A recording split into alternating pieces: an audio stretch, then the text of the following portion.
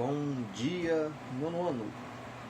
Vamos começar nossa aula de hoje, mais uma vez no capítulo de Primeira República. Vocês estão vendo que eu estou fazendo uma correção de uma forma diferente. Espero que esteja dando certo, esse novo modelo de correção, porque preciso conciliar a aula presencial com híbrida. Então, não dá para passar uma correção de uma forma com um grupo e o outro do outro.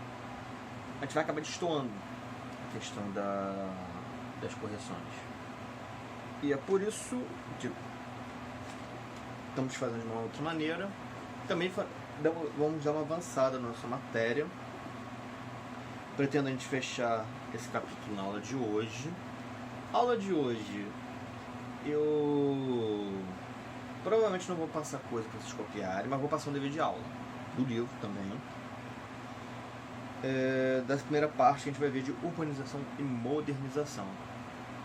A gente vai ver hoje essa parte, a gente vai ver de imigrantes no Brasil e de revoltas da Primeira República. Tudo isso por questão de necessidade de tempo, para que a gente consiga fechar o módulo 1 antes do final do nosso primeiro bimestre. A urbanização e modernização. Nas primeiras décadas da República, os grandes centros urbanos brasileiros passaram por um processo de modernização. Inspirados nas cidades europeias, os governantes buscaram civilizar as paisagens urbanas, tornando-as mais higienizadas e esteticamente organizadas. A ideia de modernizar era porque o crescimento urbano, principalmente no Brasil, ele se deu de uma maneira muito de necessidade. Preciso construir minha casa, vou naquele terreninho e construo. Outro está me precisando, vai lá, constrói. E dessa maneira, os grandes centros urbanos brasileiros, eles não eram pouco planejados. Você não tinha grandes avenidas, você não tinha ruas bem delimitadas. Isso criou um problema até de circulação de pessoas e também, com o tempo da grande população das cidades crescendo, de higiene. Acabou sendo o Brasil tendo as cidades muito apertadas. E quanto mais apertado, mais aglomeração, a gente sabe, nesse período que a gente está vivendo, as doenças espalham com mais facilidade. O objetivo dessas mudanças era implantar um novo modelo urbano no país que se diferenciasse dos tempos colonial e imperial. Contudo, nem todas essas transformações alcançaram a totalidade da população, ficando restritas aos locais frequentados, sobretudo, pelas elites do país. Bem, o Brasil é um país de desigualdade social.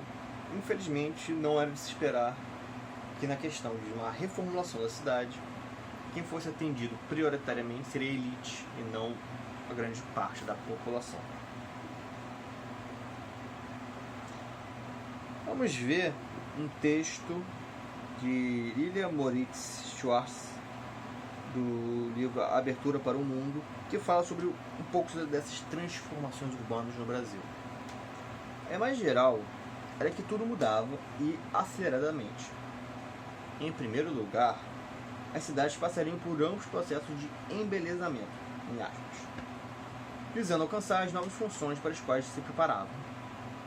Era preciso cuidar dos edifícios públicos, afastar a pobreza para os subúrbios da cidade, atentar para o transporte coletivo, construir instituições representativas, lidar com novas sociabilidades urbanas. O suposto era que a jovem república representava a modernidade que se instalava no país, tirando-a da letargia, atraso, parada da monarquia e da barbárie da escravidão. Era assim, tinha assim essa questão de vamos mudar a imagem do país, no caso, e dessas mudanças urbanas. A grande maioria ocorreu no Rio de Janeiro, por ser a capital do país. E o Rio de Janeiro acabou sendo o cartão postal do Brasil. Geralmente lá fora, quando se pensa de Brasil, pensa-se o Rio de Janeiro. O que é até errado, porque o Brasil é muito grande. As mudanças no cotidiano. As transformações no meio urbano alteraram o cotidiano das pessoas. Se você muda para a cidade das pessoas, ainda mais envolvendo demolições e construções, lógico que a vida de todo mundo vai ser afetada. Nessa época, os primeiros automóveis passaram a circular nos principais centros urbanos do país. Por ter um preço elevado, esse tipo de veículo era destinado somente para pessoas da elite. Esse carro é caro hoje, gente. Quando surgiu o carro lá no início do século XX, era muito caro. Além disso, com base na cultura europeia, novos espaços de sociabilidade foram criados e expandidos no meio urbano, como praças públicas, cinemas, teatros, confeitarias e etc. Os bairros mais sofisticados foram reestruturados, receberam encanamentos para o abastecimento de água e despejo de esgoto. As redes de eletricidade proporcionaram a substituição de lampiões e gás pelas lâmpadas elétricas, além de possibilitar o trânsito de bondes elétricos. A eletricidade também possibilitou o uso de equipamentos como telégrafo, telefone, geladeira, ferro elétrico e máquina de costura. Como esses produtos eram importados de países industrializados, como a Inglaterra, eles tinham um alto custo, sendo, portanto, acessíveis a apenas uma pequena parcela dos brasileiros. Isso no Brasil era muito incipiente, muito primária, e esses produtos de eletricidade eram de alta tecnologia para a época, por isso que era só importado. E temos também a questão do avião. Vamos ver um texto sobre isso. De repente, o homem tinha seu poder engenhoso. Desculpa, gente. De repente, o homem tinha em seu poder engenhos inacreditáveis. Um carro que anda sem precisar ser puxado por cavalos. Um fio que instantaneamente transmite mensagens de um continente ao outro. Uma lâmpada sem gás nem pavio. Um aparelho para conversar com pessoas a longa distância. Outro para tirar retratos perfeitos como um espelho. Uma curiosa maquininha capaz de gravar e reproduzir todos os sons deste mundo. Uma tela mágica onde são projetadas imagens de pessoas, bichos e coisas, movendo-se animadamente iguaizinhos à vida real. E para coroar esse festival de desdobramento, vira a realidade o mais caro sonho humano: voar. O brasileiro Alberto Santos Dumont, como vocês conhecem, foi o primeiro a realizar o voo autônomo com uma aeronave, a qual batizou de 14 bis. Qual a diferença do voo do Santos Dumont para um voo de balão, de dirigível, essas coisas? E lá dos irmãos Wright, que os Estados Unidos ficam falando que são inventores do avião, mas não são. O 14 bis foi o primeiro veículo capaz de, através de sua própria força, decolar. A diferença do Santos Dumont para os irmãos Wright, que lá dos Estados Unidos, é que os irmãos Wright fizeram um voo com um aeroplano, não era um avião, porque o deles precisou de uma catapulta e um trilho para poder decolar. O do Santos Dumont, eles já tinham um motor capaz de mover a aeronave e decolar sozinho. Mudança na capital federal. No início do século XX, um dos maiores centros urbanos do Brasil era a cidade do Rio de Janeiro. Além de capital, naquela época, a cidade representava um local estratégico de circulação de mercadorias e pessoas. Sua infraestrutura, porém, mantinha muitas características dos tempos coloniais.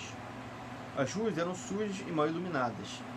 A falta de saneamento e de limpeza causava propagação de muitas doenças, como a varíola e a peste bubônica. Sim, gente, ainda tinha peste negra, entre grandes aspas, nesse momento no mundo.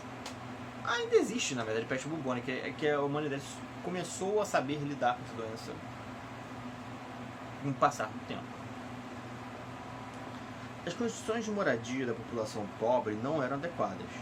Por falta de recursos financeiros, muitas pessoas viviam em habitações coletivas, conhecidas como cortiços.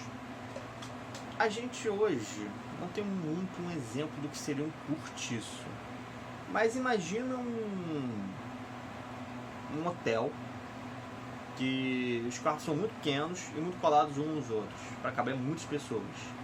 Seria mais ou menos essa a ideia de um cortiço. Nesses locais, geralmente situados no centro da cidade, vivia uma grande quantidade de famílias, que dividiam cômodos sem condições básicas de higiene e de estrutura. Assim, com o objetivo de modernizar e civilizar as áreas centrais do Rio de Janeiro, então o prefeito Pereira Passos instituiu algumas medidas. Vamos ver algumas abaixo. O porto passou por reforma e modernização de seus equipamentos. A maior parte dos quiosques comerciais de rua foi demolida. As avenidas foram ampliadas, seguindo modelos europeus. Muitos prédios antigos foram demolidos, principalmente aqueles situados no centro da cidade. Novos edifícios foram construídos com base em padrões arquitetônicos não coloniais. Práticas como a capoeira, considerada um costume não civilizado, foram proibidas. E por que proibir a capoeira? A capoeira surgiu como forma de resistência dos africanos escravizados no Brasil. Ela é uma mistura de luta, jogo e dança, sendo atualmente conhecido também como patrimônio da humanidade. No início da República, ela foi proibida em todo o Brasil, tendo sua prática liberada de volta em 1935, já na era Vargas. Nos dias de hoje, a capoeira é um dos principais referenciais da cultura brasileira, sendo praticada por pessoas de diferentes países. A capoeira, a gente pode ver ela de uma certa forma de uma arte marcial.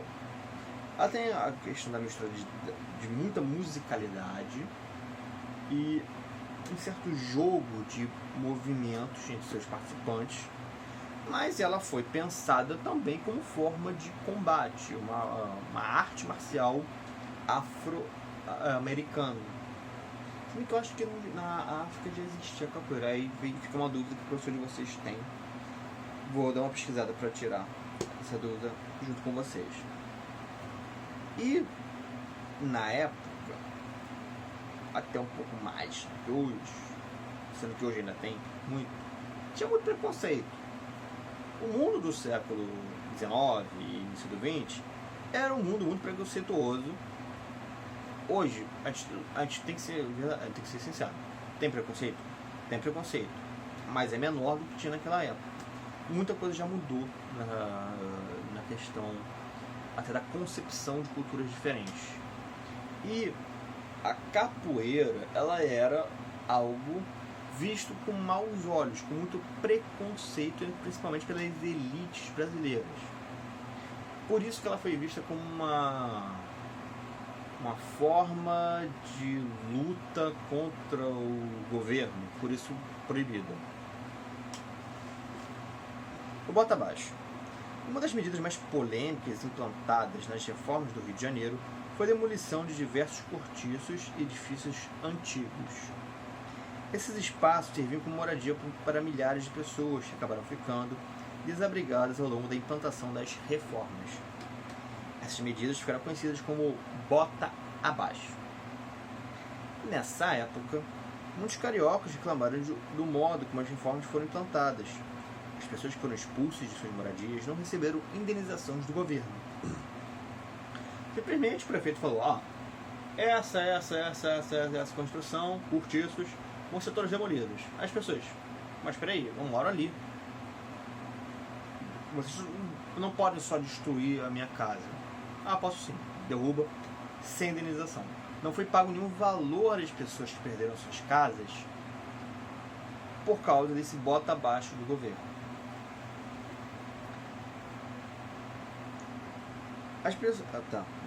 Além disso, as ações ocorreram de modo autoritário, oprimindo a população por meio do uso da força policial. Quando a pessoa reclamava, a polícia ia lá e batia nela. Isso gerou insatisfação na população contra o governo do Rio de Janeiro. Para sobreviver, grande parte das famílias desalojadas foi para a periferia da cidade, instalando-se em moradias precárias, improvisadas, em locais inapropriados. Foi nesse contexto que se originaram as primeiras favelas, que existem no Rio de Janeiro até hoje. Se me lembro bem, eu vou dar uma pesquisada para ver se a informação que eu vou passar agora não está errada, mas a primeira favela carioca é o Morro da Providência. Se me lembro bem, eu posso estar confundindo, mas Vou confirmar isso para vocês. Uma reforma na saúde. As mudanças implantadas no Rio de Janeiro também incluíam um novo projeto de saúde pública, implementado principalmente pelo médico Oswaldo Cruz. Inicialmente, ele atuou no combate aos animais transmissores de doenças, como ratos e mosquitos. Depois investiu na erradicação, da doença varíola, doença viral que causava febre alta, mal-estar e lesões na pele. A varíola é uma doença que por muito tempo foi um problema mundial, um problema humanitário. Com o tempo, isso é uma coisa legal, a varíola foi praticamente extinta do planeta por causa da vacina. Assim, para impedir a propagação da varíola, foi aprovada a lei da vacinação obrigatória em 1904. Com essa lei, o governo tinha permissão para usar força policial para obrigar as pessoas a se vacinarem. Como assim, professor? Você não quer se vacinar? Vou chamar a polícia, ele vai te pegar, vai te botar na cadeira, vai te forçar a ficar ali para tomar uma vacina. Essa era a ideia dessa vacinação obrigatória. É literalmente forçar as pessoas a se vacinarem. Vacina é algo bom? Sim. É indiscutível que vacina é bom. Se vacinar faz bem para você e para as pessoas à sua volta. Mas o governo não tem o direito de forçar, até mesmo pela violência, as pessoas a tomarem a vacina. Nessa época, porém, as vacinas ainda não eram tão difundidas como são hoje. Muitas pessoas tinham dúvidas quanto à sua ação e eficácia e não aceitaram o caráter obrigatório da medida implantada por Oswaldo Cruz. As pessoas não sabiam o que era vacina. Eles só viam que o médico está vendo com uma seringa, bota no meu braço, dói a aplicação. Em alguns casos, a pessoa fica um pouco mal depois da aplicação, mas depois melhora. Mas esse um pouco mal é porque o corpo está aprendendo ali a fazer os anticorpos contra a varíola. Só que as pessoas sem ensino, porque o ensino no Brasil era muito ruim, viam aquilo e, nossa, o governo está fazendo a gente ficar doente. E aí cria-se uma confusão. A revolta da vacina. Aproveitando-se da situação, alguns políticos oposicionistas passaram a criticar a obrigatoriedade da vacina, questionando sua real eficácia. Essas ideias influenciaram a opinião de pessoas que passaram a desacreditar nas medidas do governo. Além disso, o autoritarismo que caracterizou as medidas de Oswaldo Cruz, aliados às imposições do bota abaixo, contribuiu para a insatisfação popular. Protestando contra essa situação, em 1904, uma parte da população carioca se organizou em uma revolta, que ficou conhecida como Revolta da Vacina. Bondes e edifícios foram destruídos como protesto, e barricadas foram construídas durante o confronto com a polícia. Após dias de conflito, com muitas pessoas mortas e feridas, o governo decidiu tornar a vacinação voluntária. Você se vacina se quiser. O governo vai incentivar você a se vacinar, mas você escolhe se vacinar ou não. Cidadania do dia a dia. Campanhas de vacinação. Atualmente, sabemos que as vacinas são substâncias que estimulam nosso organismo a produzir imunidade contra doenças variadas. Ao longo do século XX, estudos científicos comprovaram que as vacinas possibilitam a prevenção e até mesmo a erradicação, acabar com uma doença. No Brasil, o Programa Nacional de Imunizações, o PNI, está ligado ao Ministério da Saúde, responsável por administrar as vacinas. Criado em 1973, esse programa tem como objetivo organizar os cronogramas de vacinação, fornecer à população informações sobre as vacinas e distribuir as doses em território nacional, abrangendo também populações remotas. Ou seja, o governo ele entende que a vacina é boa, eles viram que foi errado obrigar as pessoas a tomarem vacina, mas naquela época pela questão da falta de informação sobre o que é uma vacina. Hoje eu acho que se tornasse uma obrigatória a vacinação, seria menos problemático, porque a grande maioria das pessoas sabe que vacina faz bem. E esse organismo, o PNI, esse Programa Nacional de Imunização, ele foi muito importante até para levar a vacina para lugares muito distantes dos centros, que também necessitam das vacinas. Bem, como eu falei, o exercício da modernização, 294 a 295, fica para a aula. Vamos fazer, e 297 também. Essas 3 páginas ficam para a gente fazer em aula, a gente vai fazer em aula a eles. A gente pula para a página 297, imigrantes no Brasil. Desde meados do século XIX, com o fim do tráfico de escravizados, setores da sociedade brasileira passaram a apoiar a vinda de imigrantes ao Brasil, principalmente para atender ao problema de falta de mão de obra nas fazendas cafeeiras. Desculpa, gente. O governo republicano e os grandes fazendeiros resolveram, então, incentivar a vinda dos imigrantes, financiando o custo das viagens. Eles falam assim: você vem para o Brasil, te pago aqui um dinheiro para você vir para cá, pago sua passagem, pago sua estadia.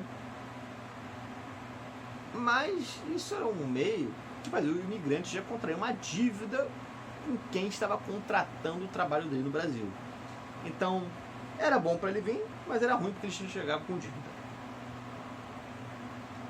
Nessa época, as pessoas que vieram ao Brasil eram de origens diversas, como italianos, japoneses, espanhóis, alemães e libaneses.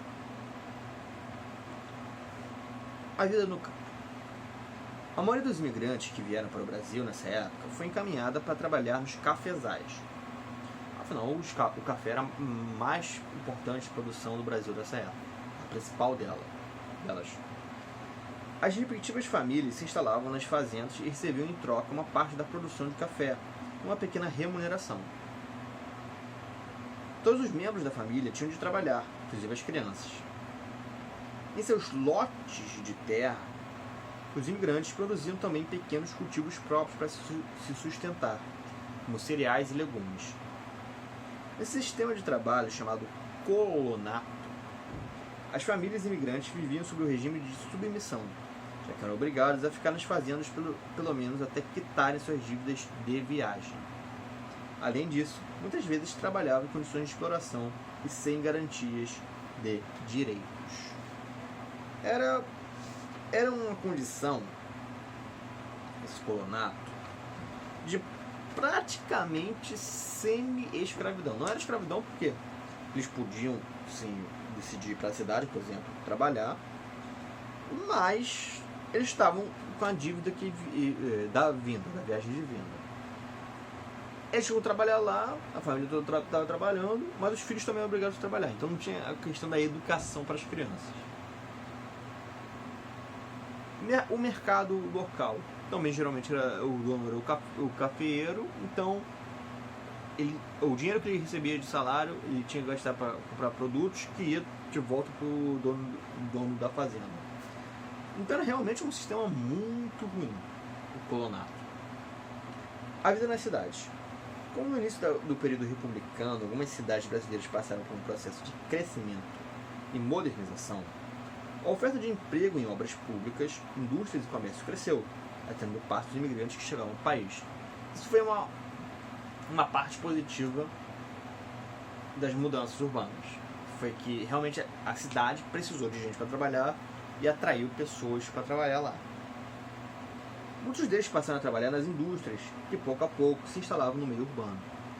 O comércio também estimulou os interesses de muitos imigrantes, os quais exerciam muitas funções, entre elas a de vendedores ambulantes e proprietários de lojas. Vamos ver alguns exemplos na imagem. Temos aqui, por exemplo, de barbeiros. Foi até um trabalho bem comum de imigrantes, a questão da barbearia. Mas eles também tinham outros tipos de lojas, como restaurantes, boticários. O muito comum é, por exemplo, uma padaria de imigrantes, de italianos, de portugueses, etc. E também tinha no comércio de rua. Tinham vários vendedores ambulantes. Vendedores que vendiam vassoura, cestos, tecidos, frutas, por aí vai. O vendedor ambulante, ele ainda existe no Brasil. em algumas cidades a gente consegue ver ainda a presença de vendedores ambulantes. O engajamento político dos imigrantes. Muitos imigrantes que vieram para o Brasil tinham em comum as ideias políticas que circulavam no contexto industrial europeu no final do século XIX e início do século XX, as quais propunham a luta por direitos trabalhistas e a crítica a regimes de trabalho baseados na exploração da mão de obra. Assim, os imigrantes se engajaram politicamente a fim de obter mais direitos e melhores condições de vida aos trabalhadores. Produziram jornais, divulgaram panfletos, realizaram greves, paralisações em busca de seus objetivos. Foi nesse momento que começaram a se organizar os primeiros sindicatos brasileiros, que são um instrumento de luta por direitos muito clássica e que dá muito certo, porque é uma organização de trabalhadores, eles conseguem discutir ali as suas necessidades e levar aos patrões, inclusive não só aos patrões, também ao governo, e pressionar o governo a fazer mudanças na área trabalhista. A luta operária, que já acontecia lá na Europa, ela veio para o Brasil já sob a influência de duas grandes vertentes de pensamento operário. Temos o anarquismo e o socialismo científico. O que é o socialismo científico? No contexto industrial europeu, os donos dos meios de produção, que eram chamados os capitalistas, lucravam com base na exploração do trabalho dos operários. Analisando esse mecanismo, os pensadores alemães Karl Marx e Friedrich Engels desenvolveram um conjunto de ideias que ficou conhecido como socialismo científico. Esse científico é porque a questão do cientificismo, desse florescer científico no século XIX foi muito grande. Então, muitos pensadores justificavam seus pensamentos dizendo: isso aqui é um pensamento científico. Podia ser, podia não ser, mas era muito comum. Segundo essa proposta, para transformar o sistema de exploração, as fábricas deveriam ser tomadas para o uso comum dos trabalhadores e as propriedades privadas deveriam ser transferidas ao Estado. Ou seja, sem a propriedade privada, tudo pertence ao Estado e as fábricas, os trabalhadores mesmo vão gerir, não tem um dono da fábrica. Os trabalhadores deveriam então desenvolver uma consciência de classe e se mobilizar em uma revolução, tomando o poder, instituindo políticas governamentais igualitárias. O anarquismo. Uma das principais ideias políticas que circulavam na Europa desde meados do século XIX era o anarquismo. Para essa doutrina, a gestão das sociedades não deveria se configurar a constituição governamental, e se emanar naturalmente do próprio povo, sem ideia de uma autoridade. Essa ideia de termo anarquia significa sem governo, ou seja, não tem um presidente, não tem um primeiro-ministro, não tem um imperador, um rei, não tem um líder da nação. O povo em si, ele se junta em organizações comunitárias e ficam eles mesmos vigiando a manutenção das leis. É esquisito? É. Isso dá certo numa população de mais de 1 milhão de habitantes? Seu professor acha que não. É muito complicado. Mas esse é o anarquismo. Os anarquistas defendiam a criação de comunidades que os próprios trabalhadores tivessem responsabilidade de gestão, como eu falei para vocês, dividindo-os igualmente em todos os membros. Também propunha a eliminação da propriedade privada. Entre os pensadores anarquistas, os mais conhecidos são os franceses Pierre-Joseph Proudhon e o russo Mikhail Alexandrovich Bakunin. Proudhon apontava a propriedade privada como um dos grandes problemas da sociedade, como causa fundamental da enorme diferença social. Porque era uma questão, quem tem não quer perder o que tem, e quem não tem quer ter, e não tem como ter para todo mundo. Então, era mais ou menos esse tipo de pensamento. Bakunin acreditava na livre associação de operários como modo de organização social. A questão de os sindicatos operários viriam a serem naturais os seus acontecimentos e que o governo não tem que impedir o trabalhador de se organizar, de se unir. É bom para um país os trabalhadores estarem organizados, até para impedir abusos. Mas o Bakunin fala de outras coisas também, ele tem muito da questão anarquista no seu discurso. As greves e a imprensa operária. No Brasil, a luta operária ocorreu por meio de diversos veículos que buscavam propagar a conscientização e engajamento dos trabalhadores. Temos panfletos que eram espalhados pelas cidades, postos em postes. Em postes é o mais clássico meio de se botar um panfleto, porque a cidade precisa de postes para ter energia, então é um lugar fácil de você ter onde botar uma coisinha, um papel. Jornais, aí já é um pouco mais difícil, porque precisa de uma imprensa, precisa de um certo dinheiro investido para fazer um jornal circular. Revistas e caricaturas eram utilizadas como modo de divulgar ideias. Vamos ler um textinho sobre a questão do anarquismo. O anarquismo, nas primeiras décadas do século XX, avançava no interior do movimento operário brasileiro, motivado pelo descontentamento com as ideias republicanas, pois as promessas feitas à classe operária não se cumpriram. Ao mesmo tempo em que o anarquismo se apresentava como uma forma de organização da classe operária brasileira, surgia por meio de líderes libertários. O que é o libertário? É o apoiador do libertarismo, conjunto de ideias que defendem uma sociedade livre de hierarquias. Não tem ninguém acima de ninguém, todo mundo igual. Um instrumento que se destinaria a ser o verdadeiro baluarte dos operários, denunciando a exploração e conscientizando o proletariado. A imprensa operária era o principal meio de expressão utilizado pelos líderes do movimento operário durante a Primeira República Brasileira, não somente como porta-voz dos trabalhadores, mas também desempenhando um importante papel de educação e divulgação dos ideais libertários. Entre as principais reivindicações dos trabalhadores no início do século XX estavam melhores salários, jornada de trabalho de 8 horas, porque às vezes eles trabalhavam 12 horas por dia, ou até, em alguns casos, não tinha nem hora para acabar. Tinha hora para começar, mas não tinha hora para acabar. Regulamentação de trabalho para mulheres e crianças. As mulheres queriam ter seu espaço no mercado de trabalho, era justo. E a questão das crianças é: o trabalho prejudica a questão do desenvolvimento escolar e até do corpo da criança. Então, era necessária uma regulamentação para mulheres e crianças. Possibilidade de criar associações de trabalhadores que fossem reconhecidas pelo Estado, ou seja, poder criar sindicatos e o Estado falar: ok, esse sindicato é legal, ou ok, esse sindicato não é legal, reformulem aí a proposta de vocês, senão vocês não podem existir. Precisava de regra, precisava de uma medida ali que dissesse o que é legal e o que não é legal. Para lutar por esses direitos, muitos trabalhadores se mobilizaram em greves.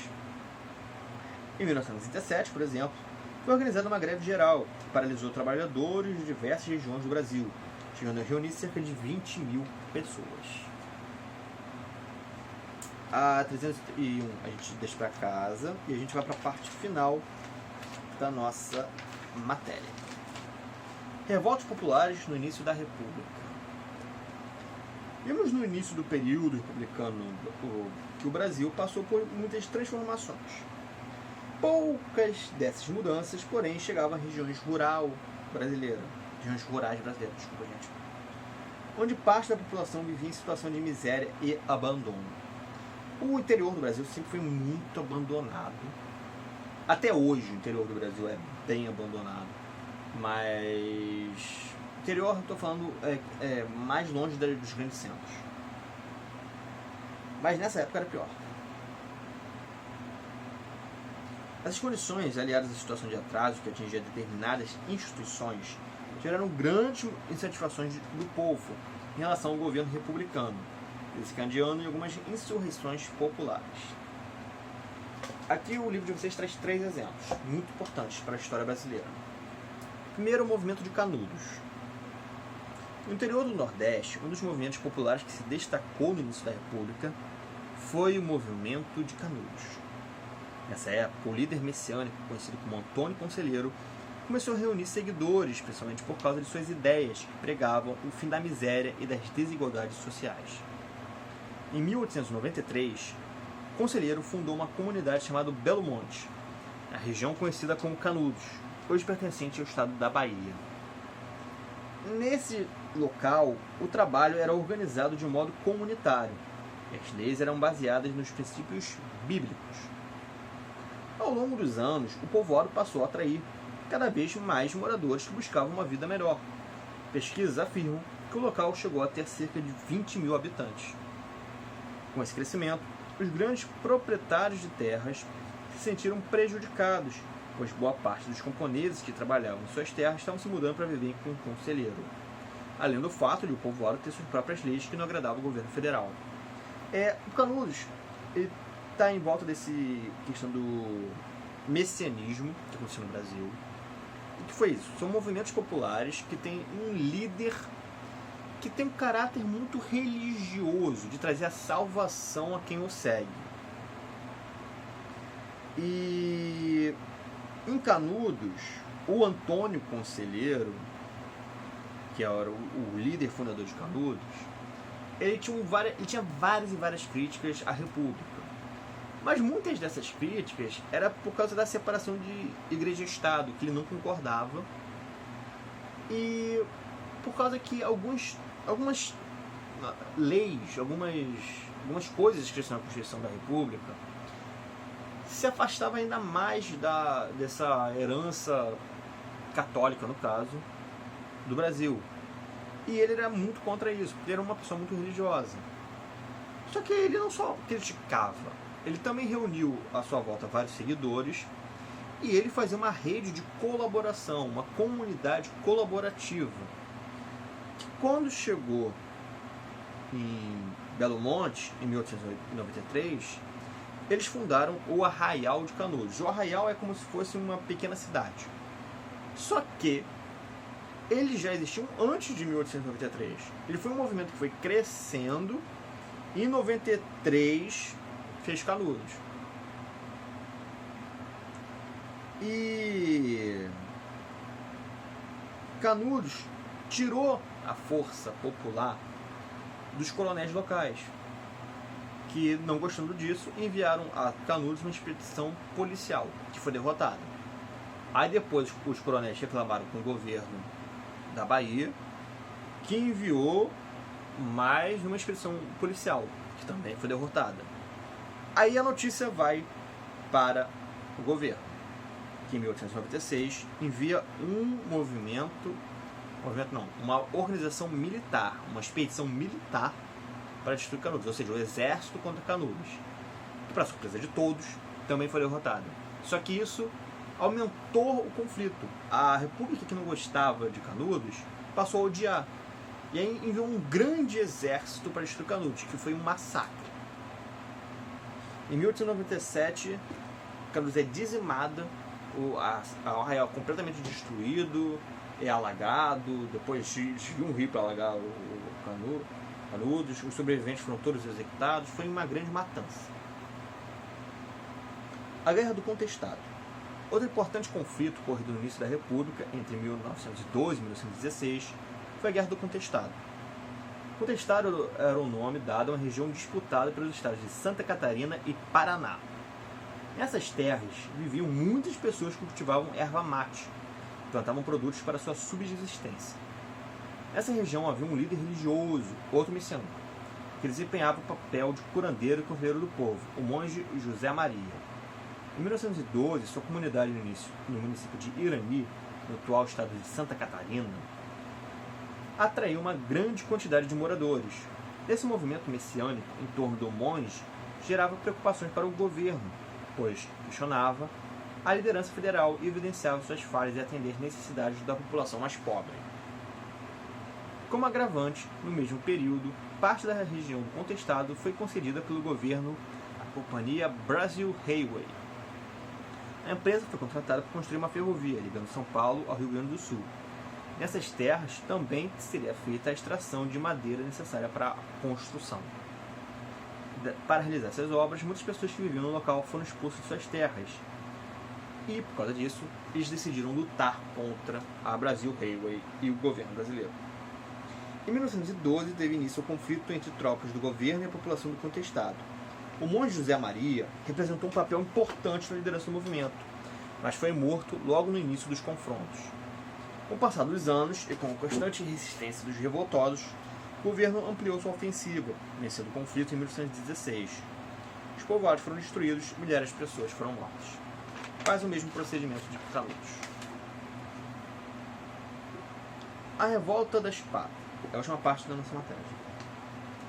Uma das preocupações do governo republicano no início do século XX era a modernização da marinha. Novos navios, equipados com tecnologias mais avançadas, foram adquiridos e tornaram a frota do país mais moderna. Mas tem que lembrar que essa época é antes da Primeira Guerra Mundial. Então não se tinha uma noção de que o avião seria uma máquina de guerra mais importante. Por isso que se deu muita importância à questão naval, porque os navios se tornaram muito avançados com um alto poder de fogo. Os marinheiros, por outro lado, viviam sobre as normas típicas do período escravista. Os castigos em caso de indisciplina, por exemplo, permitiam a chibata, escotado. Como grande parte dos marinheiros era descendente de africanos, essa situação gerava um descontentamento frequente, uma vez que estariam vivendo sob o regime opressor anterior à abolição. Como grande parte dos marinheiros era em 1910, quando um dos marinheiros foi condenado a 250 chibatadas por ter cometido um ato de indisciplina, o clima de insatisfação aumentou e culminou em um movimento revoltoso. Inicialmente, os marinheiros ocuparam os navios, apontando os canhões para a costa do Rio de Janeiro. Eles ameaçaram atirar caso o governo não concedesse suas reivindicações. O fim das punições por chibatas, maiores salários e melhores condições de trabalho. Liderados por João Cândido, os marinheiros manobraram os navios e dispararam alguns tiros de canhão para pressionar o governo.